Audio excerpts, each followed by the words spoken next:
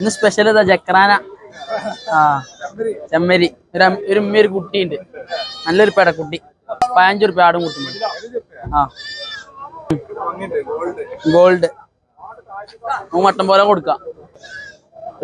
നല്ലൊരു കൊറ്റുണ്ട്, മുട്ട 17 റുപ്യ, നാടൻ മുട്ടനാ.